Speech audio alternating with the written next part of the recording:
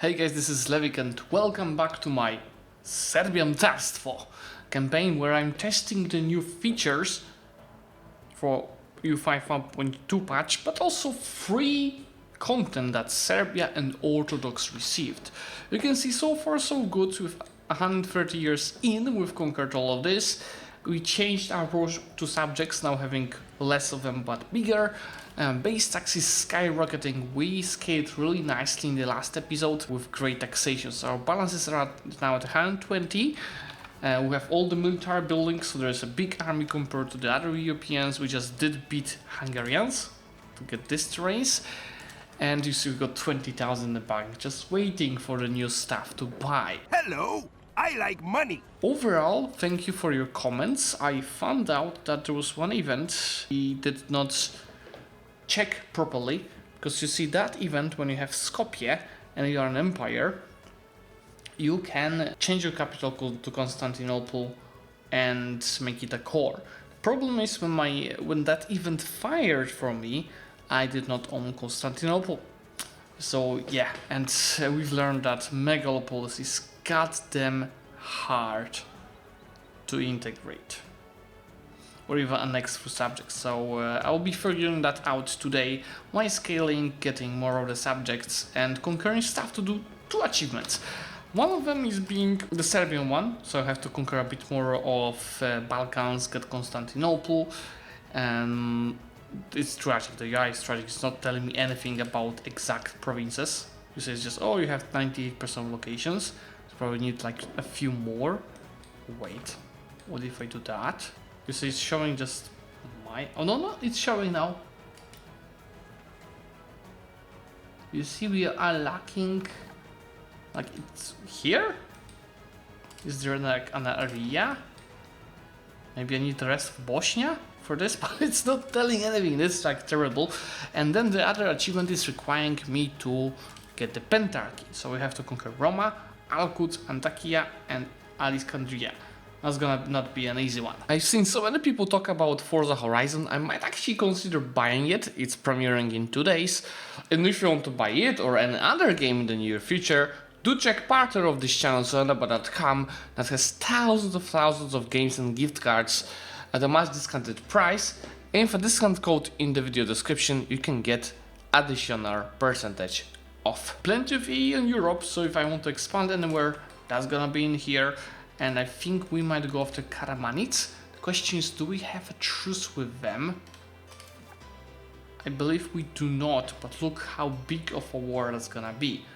Technically, because these guys don't have that many of standing armies. 2,000, 4,000, 4,000. They together have plenty. But this 15,000 boys, and to be exact, mostly the cavalry, they're gonna destroy anyone. So I'm gonna take a moment and I'm gonna call the parliament to go and destroy them. It looks like France is a military hegemon, and I would be having a chance to become one if I'm upgrading my units. We should aim for that. Since we unlocked inward, let's start pushing social value. There, I'm finished with capital economy for now. Inward gives crown powers. It's gonna be of use for us for sure. The recapture of Belgrade is a dynamic historical event where I could make Belgrade my capital, and one of you in the comments suggested to do that. Making a city is actually would like, but honestly I'm not convinced, because yes, Belgrade has great connection to the rivers, which makes it a perfect place, if you expand more here and here, a perfect place for a naval governor, even more than the Ravno that we currently have. But what it doesn't have is a proximity to the silver mines. Obviously, there's one here, there's one here, but my current capital is next to 1, 2, 3, 4, 5 of them, much closer than the Belgrade is. So what I'll do, I'll make a naval governor in Belgrade and keep my current capital, especially that this has 100 of base tax. Belgrade has 16 of it. Belgrade is a core, so how about we encourage some migration here? No, I have to core everything first, integrate first to get the governor there. Okay, so let's make claim on the Caravanids. It's gonna be a hell of a war. And now one of you suggested to do a threaten war, so let's go ahead and threaten war on them. You see, they're not gonna accept. And how is it different now? Does it give different... Oh, is this always flowing through the threat if you threaten war and they don't accept? Because from Parliament they have that plus 25% war score. It's minus 25 with the threaten war, so that's very useful, and I'm gonna definitely use more of that. Now we just have to make sure that all of our subjects, they don't siege. They go passive and wait for me to kill all the enemy armies, and then I'm gonna send them to carpet siege, just like we did with Hungary, Poland, and half of their allies. And to my comments, from the last video, it's just too easy. We have the standing army, and we fight the levies, especially with cavalry and cavalry with additional bonuses. It's just like I was playing on cheats. That's how it felt. These guys probably, yeah, they had a bit of a standing army.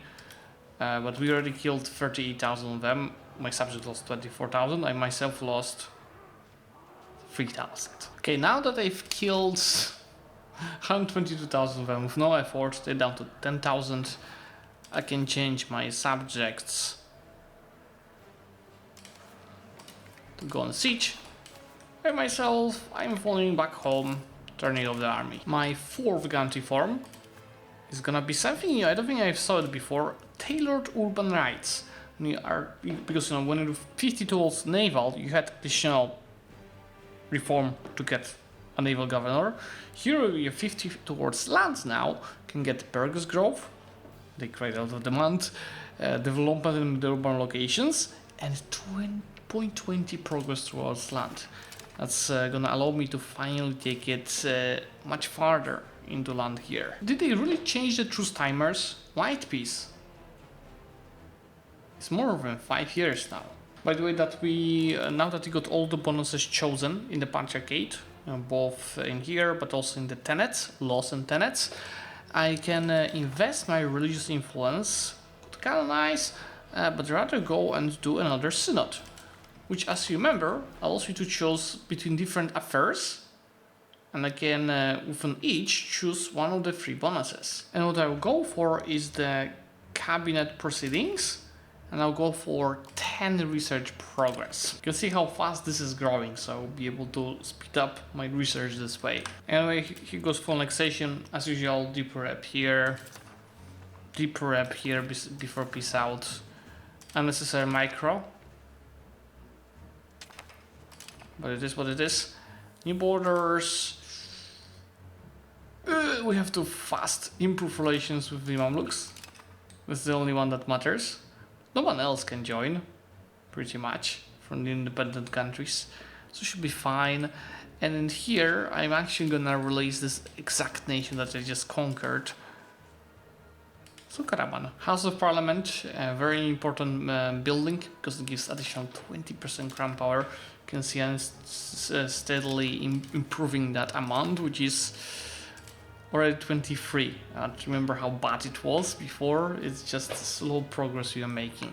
See, our truce with the Jalarids, it's right now 17 years. What the hell did they do to my truce timers? Now we are already going 64 towards land. So if I'm to take it more than 77 that I already have, let's go and use this. So we're gonna get to 86. Obviously, even with that guarantee for everything, naval is still better overall. But, with our capital, etc., it's fine to go land. I actually have so much of culture's capacity, I'm gonna accept Hungarian already. And I also accepted Bosnian to get all of the North as cores as soon as I integrate this. Game. I just unlocked Light Lancers. Use next age Light Cavalry. The game still wants me to use Serbian Hussars, even though you should have at least a choice of upgrading them. I don't. Is this also something new? I think it is. I forgot about it. Because we discussed already that there's, the country personality. You can make it historical, random per ruler, random per age, or random for the whole game. And looks like there's also a disposition towards you. In this case, these guys are very, the Mamluks are indifferent, Kiev is alarmed, Wallachia is indifferent. Oh yeah, there it is, country disposition map mode. On top of the conquer desire. This is what Hungary wants, they want their land back. Poland wants this. Mamluks, they're fine with expansion. Let's try seizing Constantinople from these guys. This is seat of Tsarigrad, which gives me the Pentarchy bonus. Let's just finish one of this integration, then I'm gonna try Tsarigrad, but I'm afraid it might not progress again. At least now, I have a way to check it quickly, but at least now I think our culture is strong enough to give me the max bonus. Even though I have Greek as an accepted culture, I'm still gonna use the assimilate area action because I have it from the hegemony. It's really strong. I know your own culture gives you much better satisfaction and some other bonuses versus an accepted culture. Let's see, 1.47% progress, 2.57. It is saying that it's gonna take me 200 years to integrate them. That's 1% amount, that's gonna be much faster than that. Quick reminder that me and my wife recently opened a map print store. You can buy over 100 of maps and a very high quality. And if you want your city and it's not there and your country, just let me know on the email address that you can find the contact form, and we're gonna find the custom map for you and print it like we did with many maps already. Since you need 30,000 population to create a city, I'm encouraging migration to Belgrade. You see, it was increasing by itself in the meantime. It's not gonna be hard to get it to 30k. By the way, my royalist daughter Algida is pretty much the perfect character. It's time to embrace the other institutions. And let's see what kind of advances we need to prioritize. It's like speed of integration is very convincing. Well, how about we go and get our Serbian advance for influence of culture as well as literacy, but then also building cost and the workshops. Workshops are gonna be of big use. Maybe not naval supplies, I don't need it. Oh, new urban rights to be unlocked. Council Hall is also an max control for cities and towns. That's huge. And this one is an orthodox advance for population growth. Reduce expected cost of the court, crown power. Yeah, you know what? Go back. We have to reprioritize. Okay. How about we start with going for the cabinet? Possible urban rights and paved road. This is faster coring. Then, since it's on the way, let's take the population growth.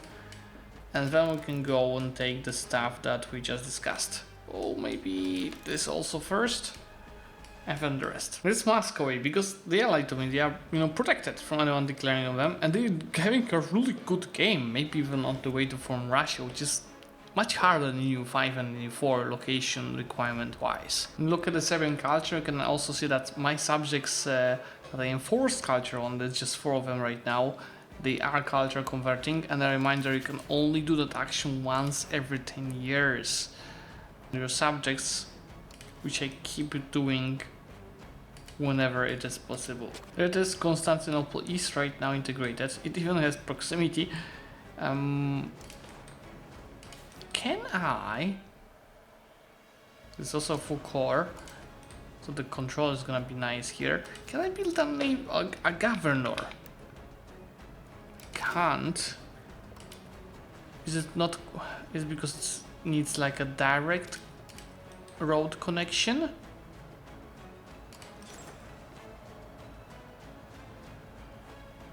Yeah, I have to steal another province from Byzantium to do that, which will happen later. So definitely a governor here, and soon also in Belgrade once I get it to a city. Look, the economic base of the subjects is down to 25% malus, so my crown powers is up to 27%. And it is really important to have high crown power, because now it gives you the maximum tax. And we just got jewelry output from our advance. That should be a decent increase in our economy. 1323, 1347. We have, you know, a strong jewelry industry. Like even just in Britain, this is producing 82 of income. And Britain itself might be one of the highest tax bases in the world. Like this location has 112, but it's gold.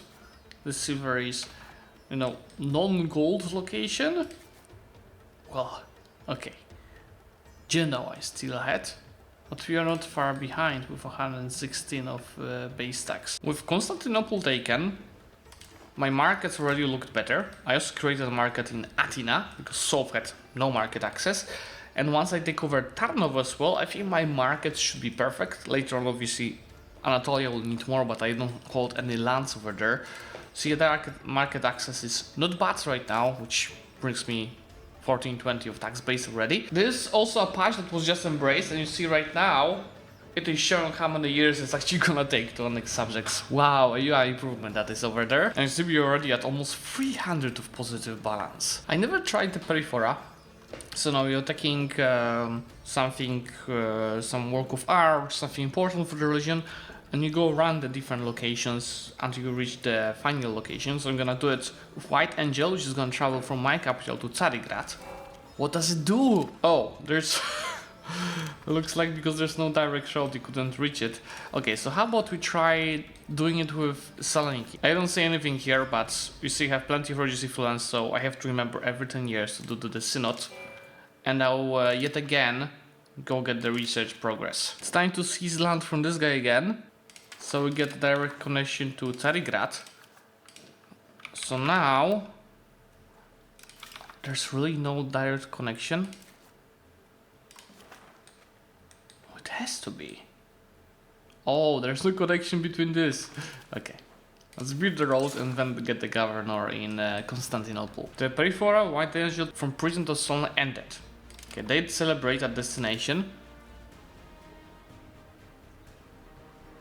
But where is the modifier for it? Oh yeah, it is just moving the art, which gives this bonuses. Which is okay, RGO size and unrest. Actually should use it to do a Periphora to a silver mine. Oh! Yes! Let's see how it's gonna work. Silver mine here. Around the Periphora in here to the silver mine. And let's also do a gold mine. Periphora with this. Oh, at least it worked for Novo Brdo. This is huge, you know, one RGO size for a silver mine, every single one of them is important. Belgrade is a city now as well, so let's remove the governor in Ravno and move it to Belgrade. So now the proximity is much worse without it. Let's see what kind of difference gonna make. There it is. That gold mine might be a bit worse, but that silver mine is gonna have great control thanks to this new governor. I'm not sure Carigrad is really that good right now, because it only helps around here. I mean, it's good to have Carigrad. Oh yeah, it is worth.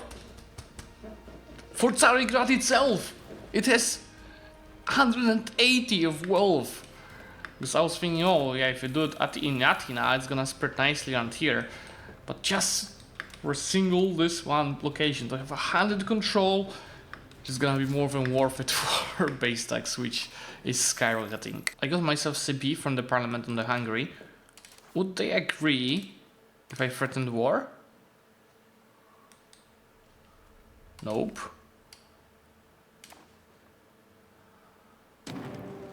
Now, does it change the CB following through the threat? This is crazy. From plus 25 to minus 25 war score cost for the province. And I really want to figure out which locations I need for that achievement. Okay, I need this. Let's just take as much of the Balkans as possible. Look, this shouldn't be happening. 6,000 beating 50,000.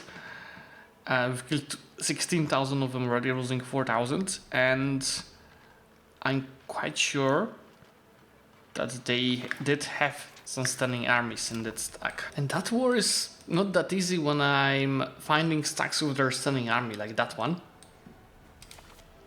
With kit 86,000, but I've lost 34, which is significantly more than we've seen before, and I even lost some battles, as you see here. Zlewikk has 23,000 troops, including a big chunk, 10,000 of a standing army. Crazy. Just look at this. Taking the Balkans, including the provinces, the locations that I need. Hopefully that's not gonna be an insane amount of antagonism. I think we just calculated it perfectly. And that should be the achievement.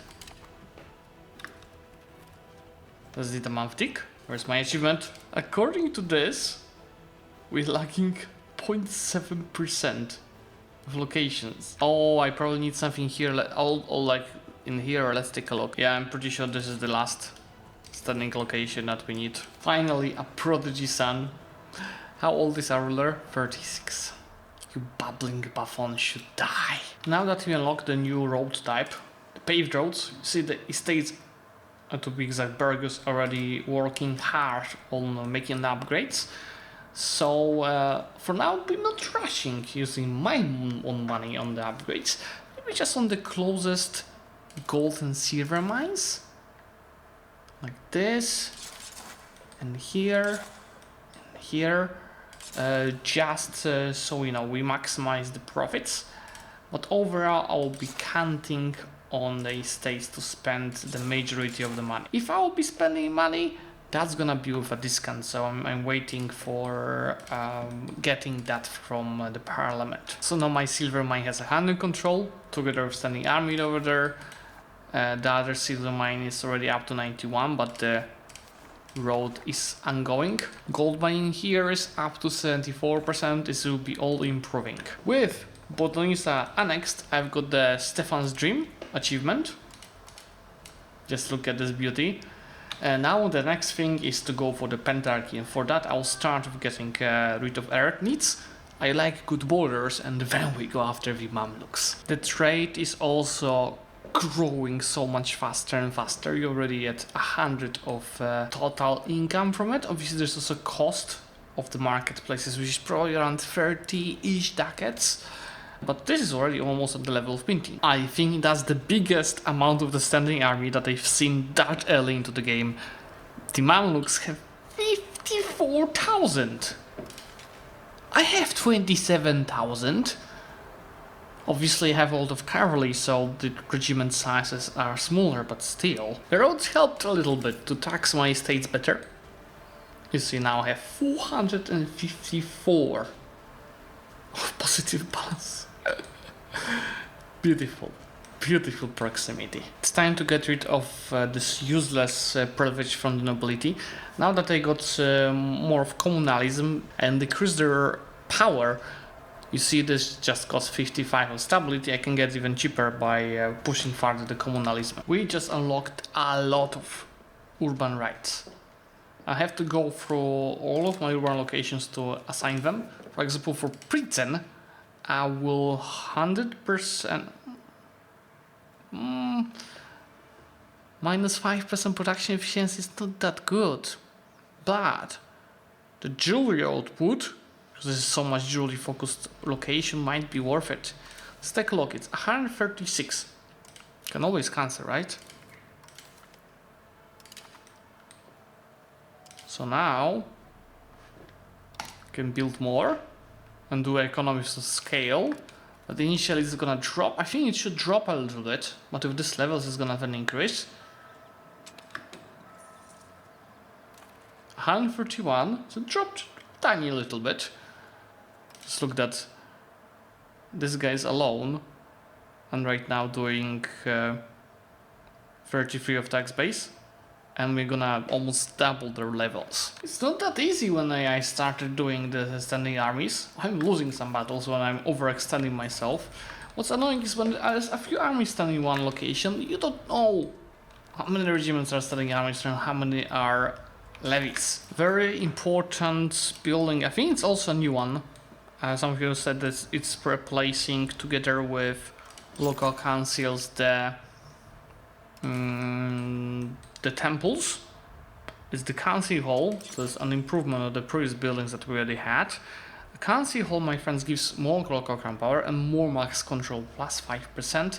It costs a lot, but I have a lot of money to invest. So before these buildings and with that privilege council that I just mentioned, before this too, we are at 42.7 of average control. Let's see how much we can get. See, this is up to 154. Well, the jewelers are driving the base tax and the taxation crazy. We are already at 2.2 thousand base tax with the control improvements. Look how good it looks now. So is the proximity. And our average control is at 47%. Oh no. Not the earthquake of Constantinople. 183 base tax. Even if we might introduce it. Now this is gonna go down to 157. Okay, so it's not that bad. I thought it's gonna be worse. One of the new features that they added to this patch, a free feature, is to perform a reduction on the estate. We see you're gonna destroy a bunch of their estate buildings and take money from them on the cost of satisfaction. And I think this is very useful when you get some more of loyalty, more satisfaction from various events. Like right now on Mieszczaństwo, I have 68 of satisfaction, which means I can perform a reduction on them to destroy a bunch of their buildings and reduce their power. And as a reward, I will get 1.4 thousand ducats. And really expecting an epic war versus the Mamluks. 54,000 standing army, 52,000 standing army. I'm not gonna use levies. They are gonna do that, which is gonna be free war score for us, I hope. We have really similar economies. Just take a look at that. The wealth, we have 4,000, they have 3.5. Actual tax base 2.5 thousand versus 2.3 thousand. Actual income 1.3 thousand versus 1.1 thousand. Now that we are military hegemon, with a bit more of army than Egypt, this is time to declare. Military hegemon gives war score efficiency. Let's get on the borders. I've set all of my eyes to be passive. I don't want them to lose any of the war score. And let's go kick ass of the Egyptians. I think my main advantage is that I have a lot of heavy cavalry, which is very powerful in the early ages. And since I'm also doing a mix of different armies, I also have a combined arms bonus. I only got a CP for religious war against Egypt. So I'm gonna instead go ahead and threaten war, which obviously they're gonna reject. Which gives me instead the following threat CB. And war goes to take Adana, which I believe is just this one location. How many defenders they have? 187, so I should be able to just immediately go and rush this down before they come. Let's also turn off the maximized tick speed. I feel like the assault force are a bit more powerful than they were on the previous patch, because they were nerfed so much for the patch 1.1. Right now it still looks not really easy to assault a fort without a breach, but it is doable, especially if the fort doesn't have many defenders, just like in this case. I'll be steadily progressing, waiting for them to attack us. Because they engage with 71,000. And there's plenty of levies, so you see their losses are more or less 3-1. But they are outnumbering us. So I was thinking, oh, we might run out of the flanks first, but they did, so this is just, my army is shrinking in here, so they might still overrun us with just the quantity. But that's what I told you. My main advantage is that they're gonna use the levies. Why they shouldn't? They have such a big standing army.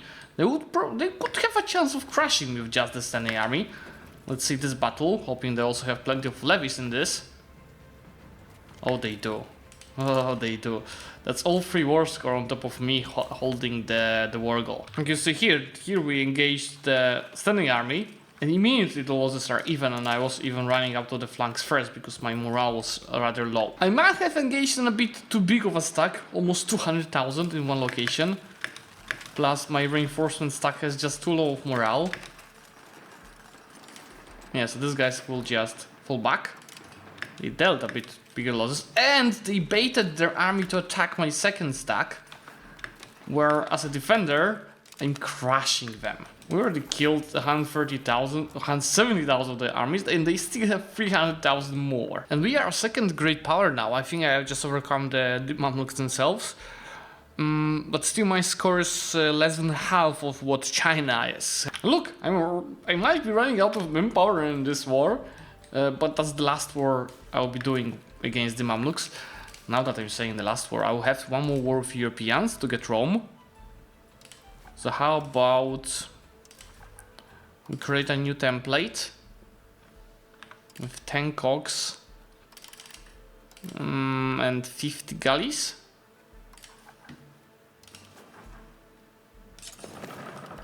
To have a proper invasion. They have a big standing army and even bigger allies. That might be really hard. Now, look how overstacking is the Mamluks.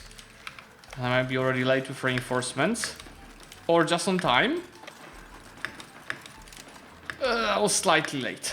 I was late. Unfortunate.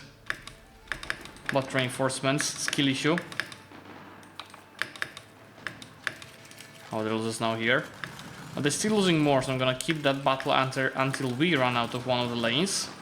Which I think is happening now. Yeah. Fall back. I think it's time to call my subjects to help. They have plenty of standing armies as well. I'm just hoping they're gonna come with standing armies, not the levies. This time we should reinforce. Perfect. Again late a little bit. But yeah, they're gonna get their ass kicked. And I'm out of manpower. Oh, I still can't enforce what I need. Never mind, I can take exactly what I need. So Alexandria, Al-Quds, as well as Antikyia. A bit of border gore. It's not like I need anything else. The city of Al-Quds, the city of Alexandria, and Antikyia. This gives me prestige, estate satisfaction, and monthly usage progress bonuses. Now we need to take Rome. So I could attack Pope. That would get Aragon and Naples into the war. I'm not sure I'm convinced to do that. I could attack Aquileia. That would get Upper Bavaria and Verona into the war, but I could also attack Pisa. And that's just Pope joining in the war and should be the easiest path for us. I just need to build that navy first. Rise of the burghers is gonna be a huge source of the income because burghers love me. I just can't tax them more. And one of the things here should be maximum tax for the burghers estate. So this 360 is gonna increase immediately a bit and over time more because that law has to be embraced. I was not upgrading the transport ships, so they're kinda shitty.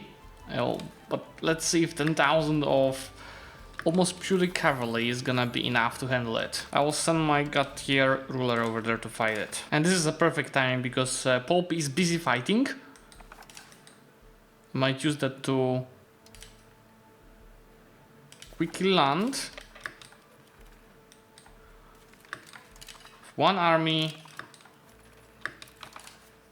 and quickly go grab more of it. Naval landings are overall much harder than EU5 because of the logistics, food, everything, but my ships should be able to some extent gather food. You see, actually there's not much food to gather. Italy has food issues and they should be distributing it, but let's see how it goes. Yeah, I might need to go with these guys back home, gather food, I get back here to give this guys food because otherwise I'm gonna be dying to attrition. Look, this guy's already dying. I'll only finish gathering food back home and I do have some auxiliary units, not many, but I have some, but yeah. I'm back to give some food. Look, as soon as I run out of the food again, I'm running back home. And I'll keep doing that until I get Rome, I guess. Anyway, I can take Rome already as soon as I sieged it. Thank you very much. Pentarchy restored. What does it give us? Gives us Mendeschism and Restore Roma. Primacy actions. Okay, let's take a look. Religion. For third Rome. I need a tiny bit more of prestige. But I can Mendeschism. What does it do? it gives us all of these modifiers at the end of the game. Legitimacy, transfer heretics, pop conversion speed, and clergy satisfaction.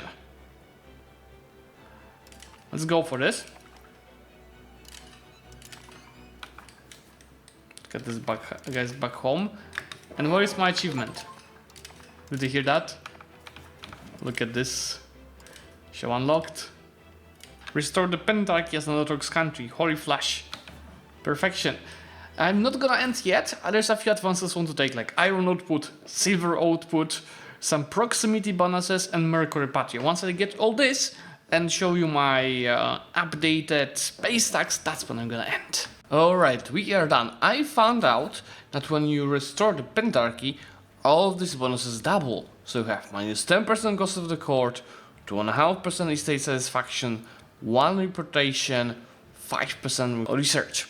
So I think we are done with 3.7 thousand of base tax. Not bad. Have in mind we started as Serbia. 1.2 thousand of the balance. That's the thing that I'm the most proud of. But anyway, thanks for watching, guys. I hope you enjoyed this campaign, and make sure to check our strategymaps.co store, where you can find over 100 of high quality historical maps, including 1337 and 1444 maps.